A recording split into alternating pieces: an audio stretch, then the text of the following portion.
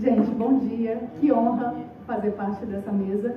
Eu acho que o desafio que a Marcela impôs aos membros, né, dessa mesa, ele não é tão grande quanto o meu, que é de vir por último falar aqui para vocês e falar, sobretudo, a partir de um lugar assim, muito particular, que é de uma pessoa que recém terminou seu doutorado, que também não há muito tempo ingressou na universidade pública como professora, já tem uma caminhada longa, mas agora conduzindo uma pesquisa por conta própria pela primeira vez, recentemente. Então tem só um ano essa pesquisa e esses projetos que eu vou mostrar para vocês.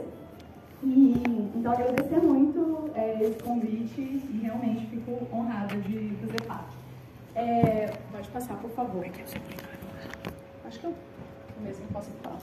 Então, para contar um pouco desse lugar, né, que é esse grupo de pesquisa recém-criado, que eu divido com o Guilherme Arruda, que é um colega também da UFOP, arquiteto, eu queria contextualizar, porque a gente está falando de um município que é muito diferente dos demais expostos hoje na mesa, né? A gente está falando de Ouro Preto, que tem uma população de cerca de 70 mil habitantes, no interior de Minas, né, fica 2 horas.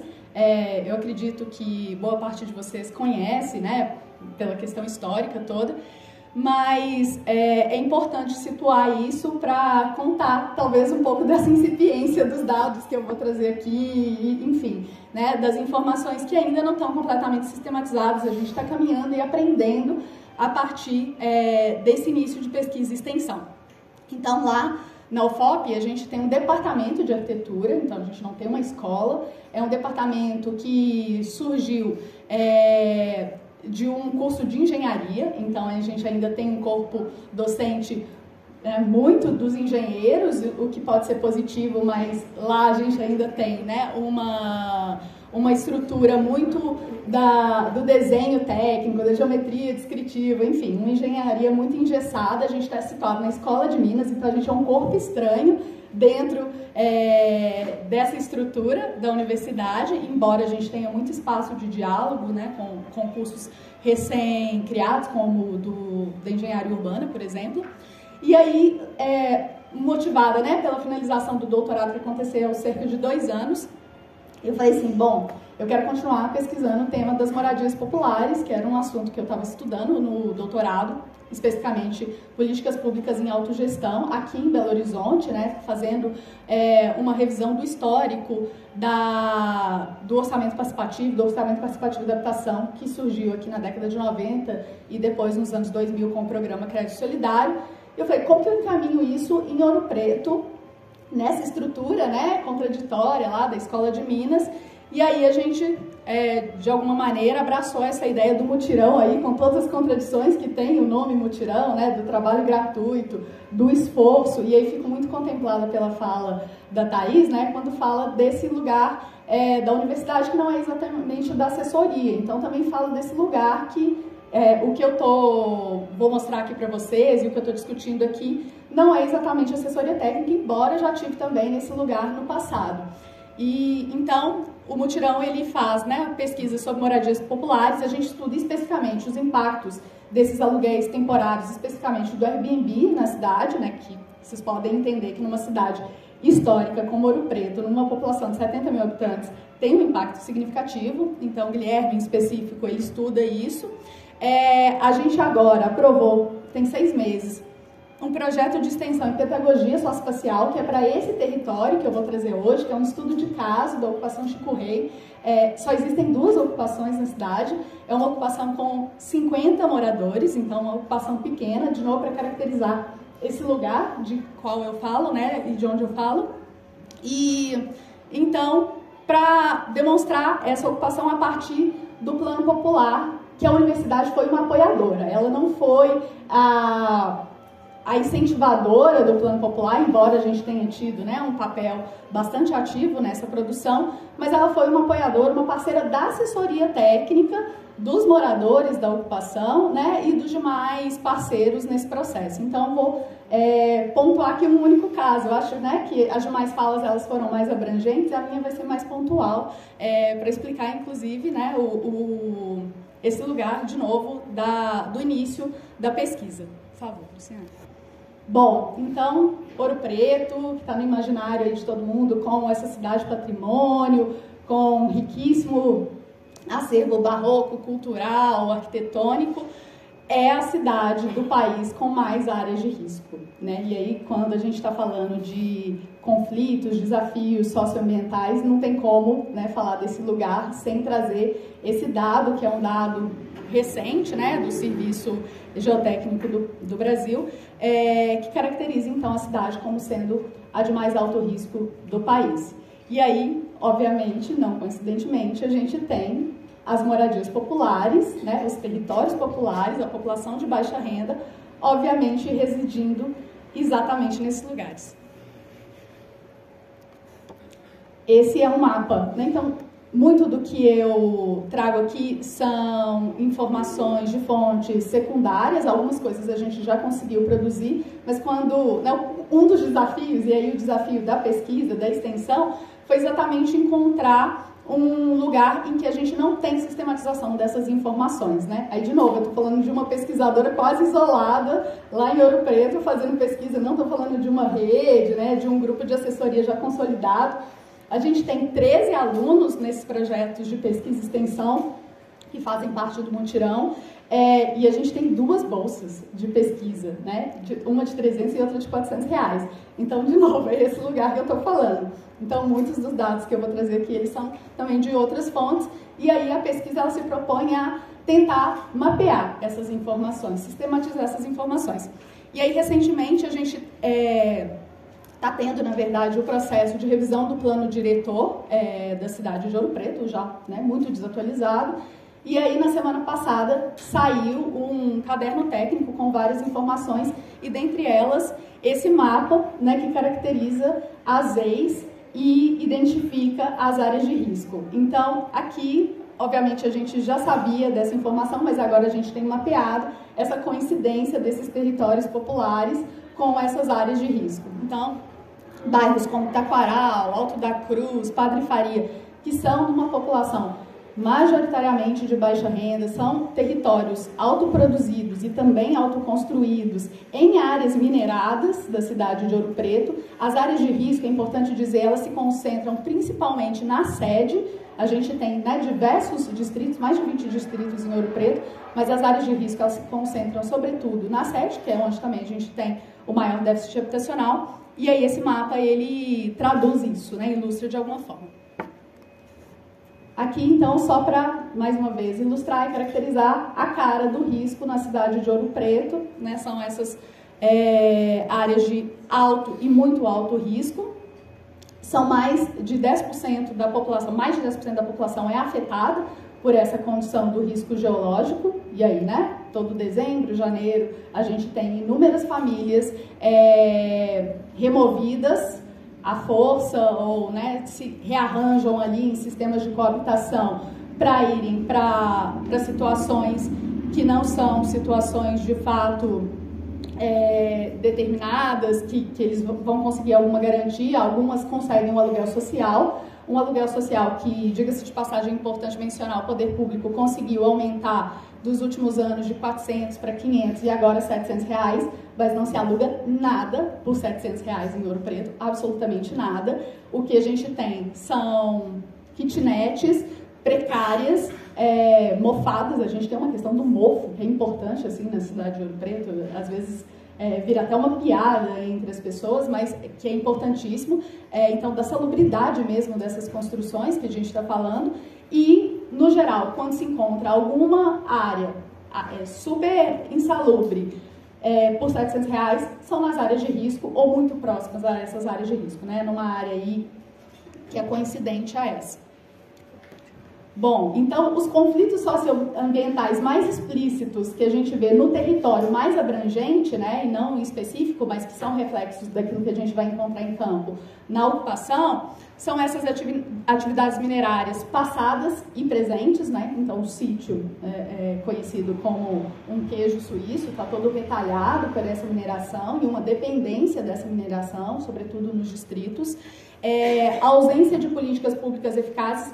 Só agora, há 2 anos, que a gente, de fato, teve a implementação do programa Um Teto é Tudo, e aí na verdade perguntaram, né, um teto é tudo? Não, obviamente não é, mas que é uma primeira política que de fato se propõe a trabalhar com requalificação de moradias, provisão de moradias para essa população. Então, até então a gente não tinha, né, eram de fato esses agentes autoproduzindo na emergência suas habitações e suas mesoestruturas ou infraestruturas, né, como a gente conhece de forma geral. Essa ocupação, então, desordenada em morros e encostas sem essa infraestrutura adequada, obviamente, uma especulação imobiliária, mas que é muito particular desse sítio, que é dominado, né, por a questão do turismo, da universidade e do Instituto Federal também. Então, nas áreas mais próximas ao FOP e ao IFMG, a gente tem os aluguéis muito mais elevados, porque se pressupõe que as pessoas vão se rearranjar sempre em repúblicas, então são aluguéis abusivos e que atingem inclusive classe média. Assim, a gente não está falando necessariamente de um problema só da população de mais baixa renda, não. A gente está falando de um problema geral da cidade. E a própria mineração. Então, os aluguéis abusivos, né, como reflexo dessas várias outras questões que eu apontei. Um passivo fundiário. A gente tem... o que se tem de área pública que poderia se pensar conjuntos habitacionais, alguma expansão nesse sentido, são áreas que hoje estão com empresas siderúrgicas. E a gente tem problema de titularidade. No passado, o cartório pegou fogo, as pessoas não têm documentação dos imóveis. A única área, que é uma área de 7 hectares aproximadamente, que a gente tem que poderia de fato ser pensada para habitação popular, hoje, ela é do governo do estado de Minas Gerais e há mais de 5 anos o governo municipal tenta a negociação para transferência dessas terras e até hoje não conseguiu. E a gente tem também alguns processos em curso de REURB para tentativa de passagem dessas terras que são nas mãos das grandes siderúrgicas, empresas mineradoras do passado, que antes eram terras públicas, mas a gente também não consegue avançar nesse processo. E uma população majoritariamente de baixa renda, uma população negra, uma população que vive com menos de 2 salários mínimos, né? Esses dados, inclusive do plano diretor, apontam isso. Então, esse é o cenário que a ocupação se insere. Bom, então aqui só alguns dados gerais, né, sobre o déficit. Mais recentemente traz esse número de mais de 8 mil famílias sem habitação suficiente, digna. Então, a gente tem aí uma política pública que pensa num déficit na ordem de 1.000 unidades, mas na prática esse número é muito superior.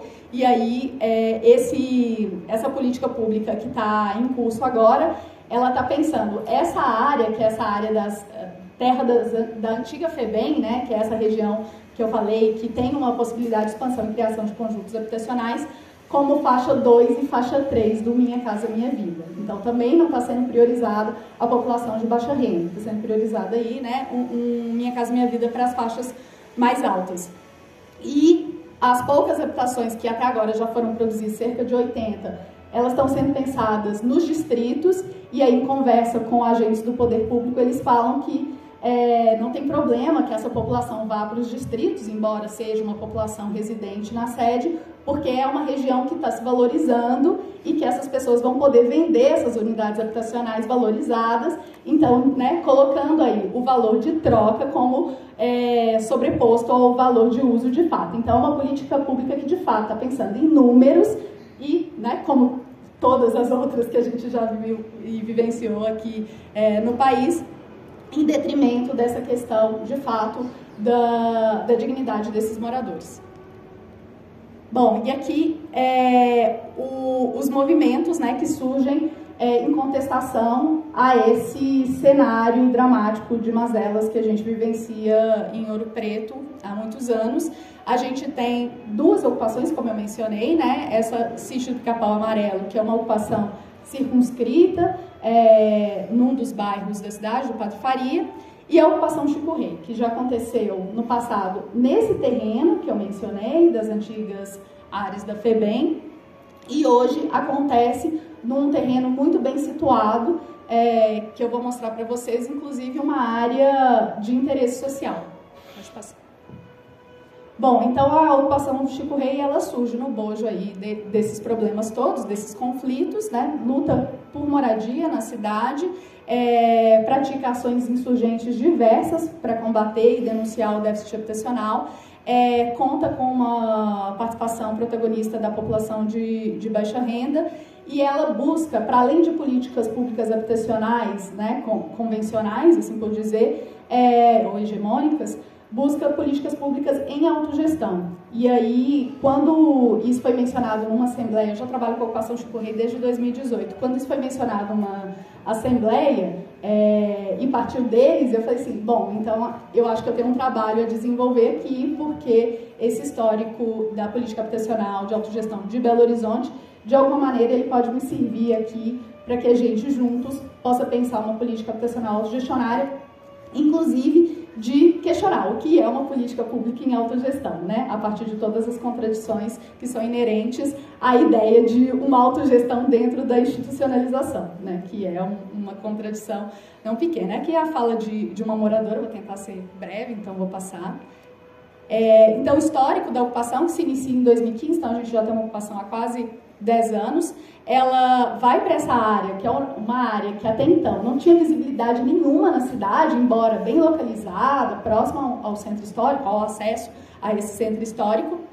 Ela fica firme entre 2016 e 2019 com cerca de 30 famílias, consegue consolidar parte das habitações, eles fazem cozinha coletiva, eles fazem uma área de escola, que é também esse lugar de encontro, de debate, de mobilizações, mas em 2019 eles conseguem, né, o Estado, junto de uma ação da polícia, remover essas famílias desse lugar, e a universidade já dava apoio nesse momento, mas a polícia militar, ela delimita um território que era, inclusive, coincidente aonde essas famílias estavam, né? Então, vocês podem entender que não é um território muito amplo, porque são 30 famílias, então não é uma extensão dentro de 7 hectares considerável, mas a polícia militar vai lá e delimita as suas bases exatamente onde se concentrava esse território, que é exatamente o local onde a universidade, em parceria com esse movimento e outras assessorias, inclusive das Arquitetos Sem Fronteiras daqui de Belo Horizonte,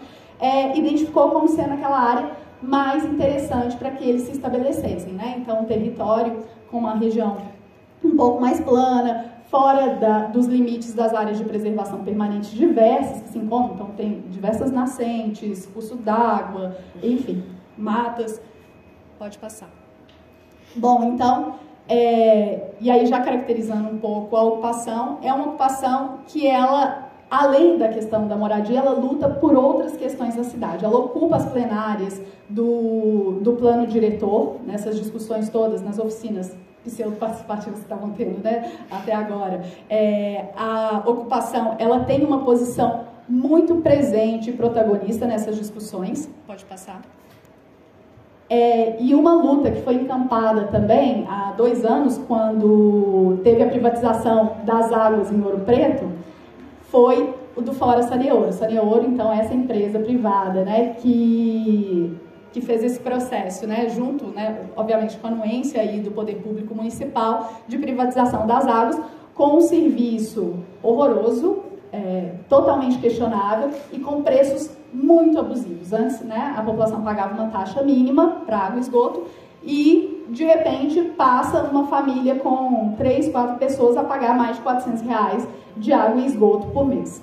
E aí a ocupação Chico Rei, ela vai para frente do Museu da Inconfidência, que é um marco na cidade, né, um símbolo, exatamente no ponto central da cidade, acampar por mais de um mês para denunciar essa situação.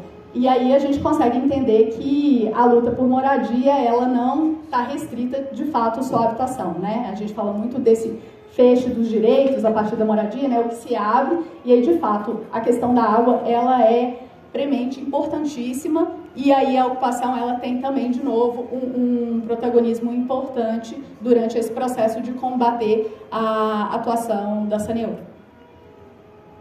Aqui já um pouco parte dessa nossa pesquisa, né, de tentativa de caracterização aí conjunta junto a esse território, que foi uma imagem de drone, né, assim como o Rafael trouxe, para a gente registrar porque no passado, quando a gente teve esse processo de expulsão das famílias da antiga área, foi usado esse argumento de que eles estavam ocupando uma área de preservação ambiental, que estavam destruindo eucaliptos centenários, o que não era verdade.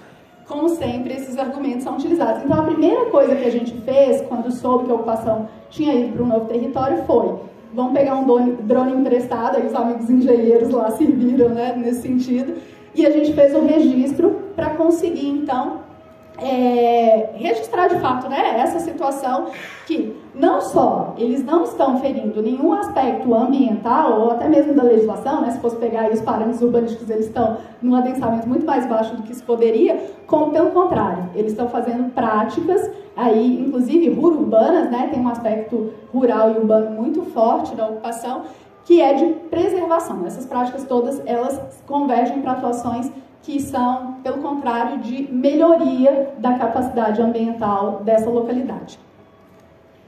E aí, o primeiro desses aspectos urbanos que a gente encontra na ocupação, que já era também presente na ocupação anterior, foi da horta coletiva. Então, uma horta, né, com sistema de irrigação simples, com água da nascente, que é tratada, agora eles estão fazendo um tanque de evapotranspiração, que alimenta as famílias. O excedente, essa ocupação, ela está atrás de uma UPA, uma unidade de pronto atendimento.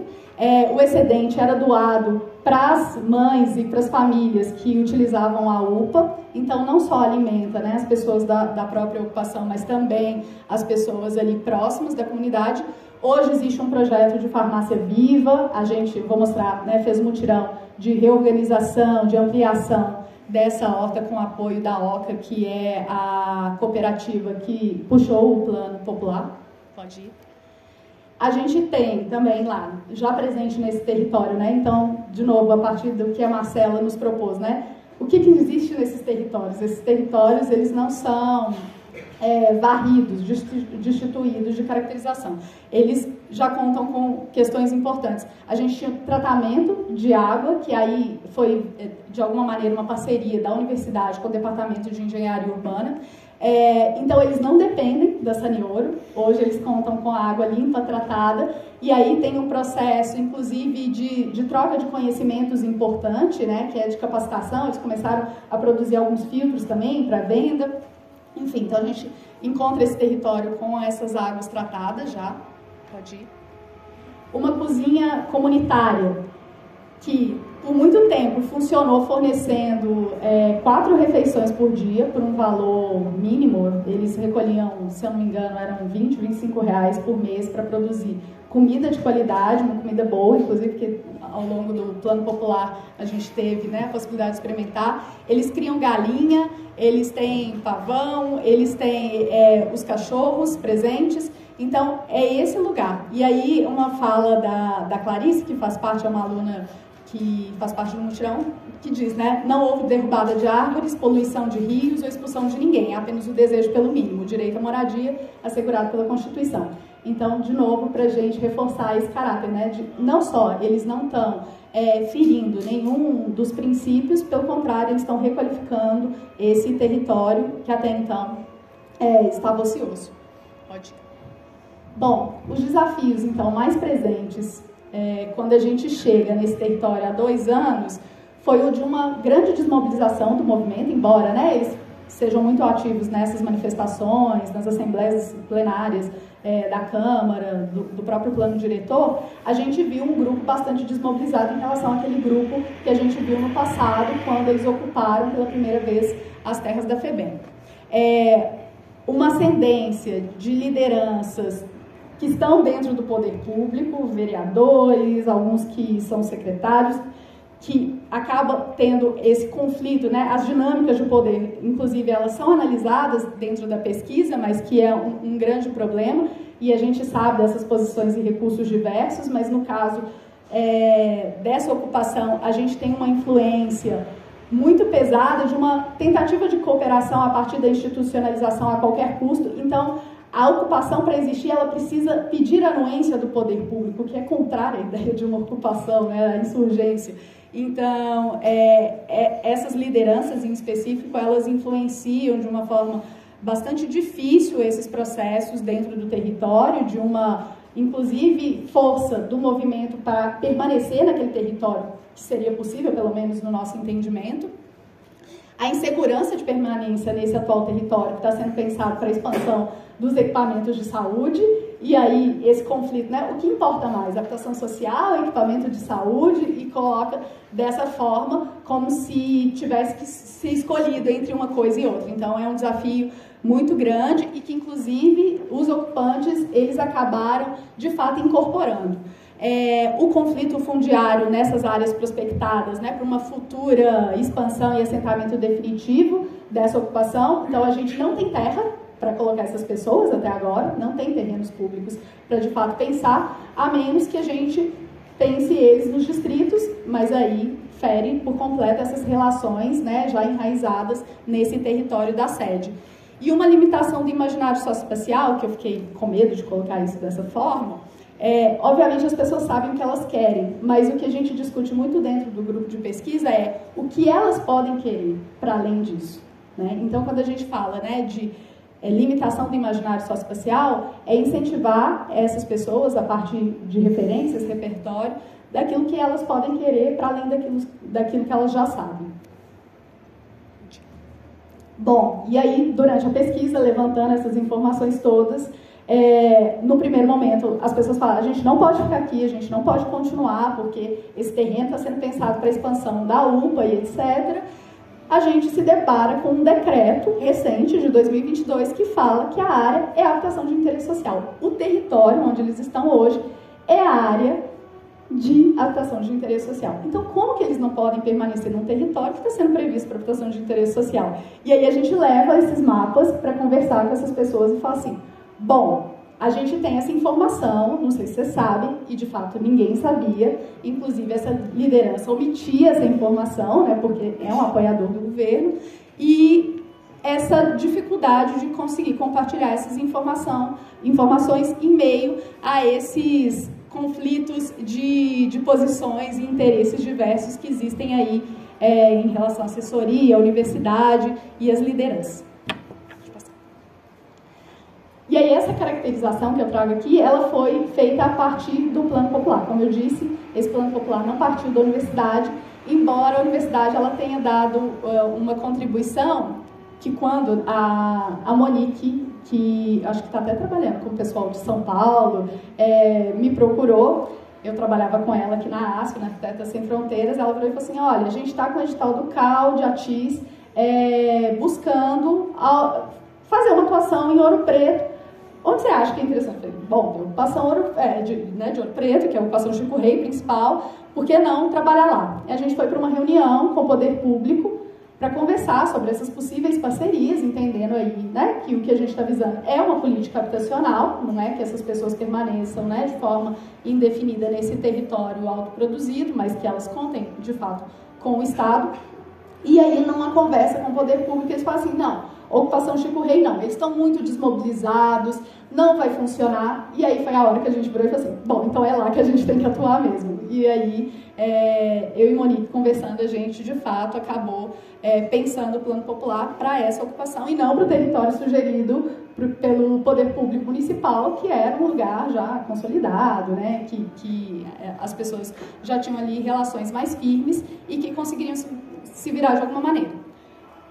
Bom, e aí essa metodologia ela foi construída a partir dessa relação universidade, um pouco do poder público, inclusive, assessoria técnica da OCA, assessoria técnica a partir da figura da Monique, representando a ASF, Arquitetas Sem Fronteiras. E aí a gente pensou, na verdade, num primeiro momento, numa caracterização do que é, né, esse território, quem são essas pessoas, mudou, virou outro território a partir dessa mudança, né, de local, de fato, as pessoas também são outras. A gente tem hoje em dia uma população que é muito fruto de uma vivência, enfim, eles são muito mais vulneráveis, são pessoas que sofrem com questões de álcool e droga, são pessoas que estavam em situação de rua anteriormente, então é uma outra população. Embora todos façam parte desse movimento, A característica dessa população hoje, da Chico Rei 2, né, que é como foi batizada essa nova ocupação, ela é distinta da ocupação original. E aí a gente teve esses primeiros debates de vamos caracterizar o território, vamos firmar esses acordos e a partir disso vamos propor então um plano popular que aconteceu nessa interação, né? As oficinas não foram previamente pensadas e aí também muito de acordo com o que Thaís trouxe, né? A gente bem analógico ali pensando junto deles no território nessa interação. E aí então tiveram conversas, entrevistas individuais e coletivas, o Rio do Tempo, e aí eu trouxe 4 oficinas para ilustrar só mutirões de ampliação da horta coletiva e da reforma da cozinha comunitária, reconhecimento dessas áreas e equipamentos utilizados na cidade e essa capacitação em autogestão de moradias, né, para a gente tentar ver se aquilo que eles compreendiam como autogestão de moradias era o mesmo que a gente entendia por autogestão de moradias e que política pública era essa que eles estavam pretendendo a partir desse diálogo. Aqui, para não me estender muito, a carinha do Rio do Tempo, mas que foi basicamente, né, a partir do que o Walter Benjamin fala, né, de escavar a história a contrapelo, uma rememoração desses processos todos vividos por essa ocupação ao longo desses quase 10 anos. Então, essa é uma forma de cartografar o território, né, que não pensa numa linha do tempo cronológica, linear de fato, mas sim como um fluxo de processos que ora são interrompidos, ora eles ganham mais força, e aí tem as nascentes, as cachoeiras, as pedras, enfim.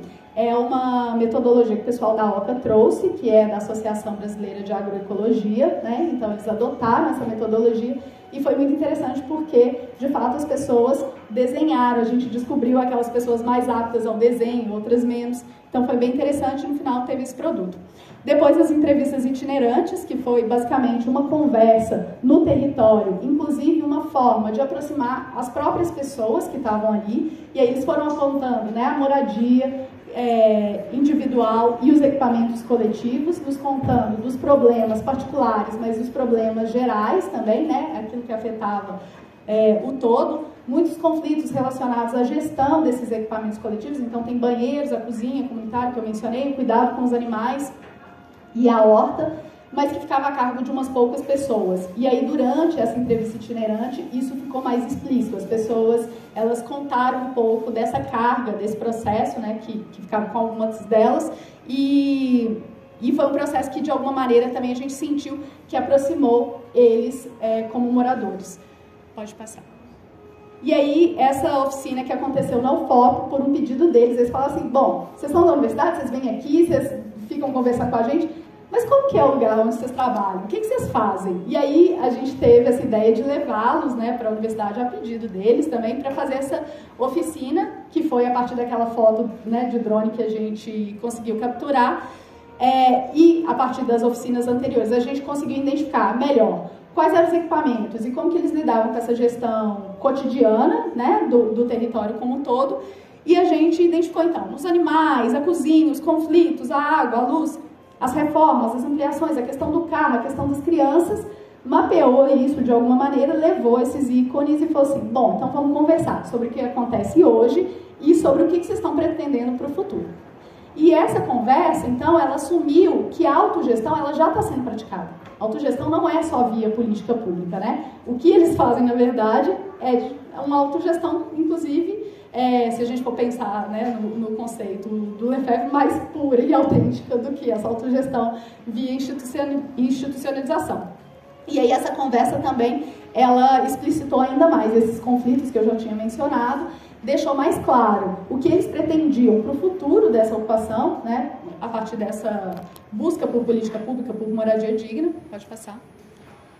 E aí, né, também para ilustrar algumas dessas várias oficinas de caracterização do território e de firmar acordos entre eles, a gente teve a ampliação da horta com esse pacto da farmácia viva, então teve o plantio de várias ervas medicinais, a gente colocou mais de 10 espécies, além daquelas que já existiam, teve esse pacto de pensar também na venda desse excedente da produção da horta, né, como uma forma de renda para eles, e a ampliação da cozinha coletiva com reforma, até para que a gente pudesse discutir alguns dos aspectos importantes da autogestão de moradias, que é o mutirão autogestionário, né? Não é sinônimo de autogestão, mas a gente entende que o mutirão, ele perpetua essas práticas de autogestão e o quão pesado e difícil ele é. E aí, a partir dessas oficinas, inclusive, alguns desses agentes, eles começaram a questionar se de fato eles querem essa autogestão com mutirão.